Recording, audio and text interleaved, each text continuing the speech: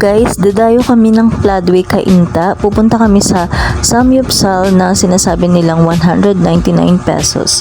Let's see guys, samahan nyo kami sa Cainta, Rizal.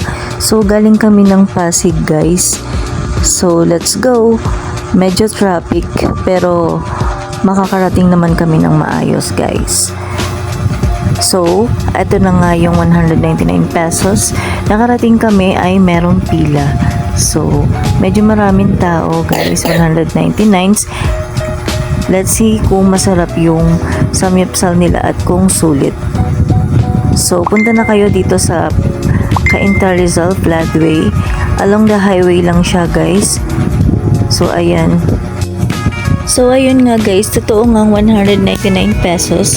Pero, na-disappoint kami dahil yung lettuce and then the kimchi ay hindi daw unlimited. So, may additional daw siya na 35 pesos per serving. Saka yung cheese, hindi rin siya unlimited. May bayad din siya na 35 pesos per serving. Kaya, nawalan kami ng gana dahil yun nga yung masarap. So, ayun. So,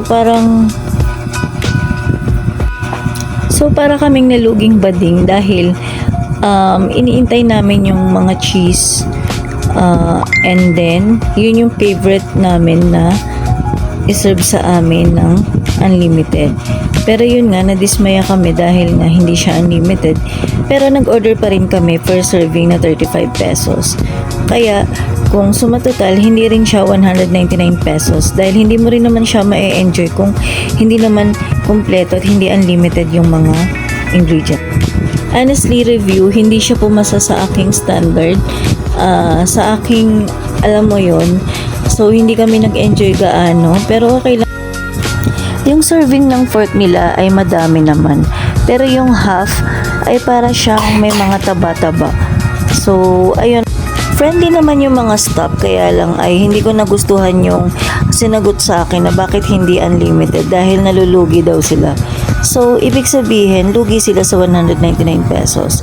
Pwede naman nilang taasan yung price kung talagang hindi kaya ng 199 pesos. So, na-curious lang ako guys, kaya kami pumunta dito. I mean, sinerch lang namin siya kasi nga, ayun, 199 pesos. So, tinignan lang namin kung ano yung meron. Next time, magsasamyup kami dun na lang sa medyo mataas yung price, at least worth it naman yung unlimited mo. Ayun lang guys, see you in my next vlog, bye!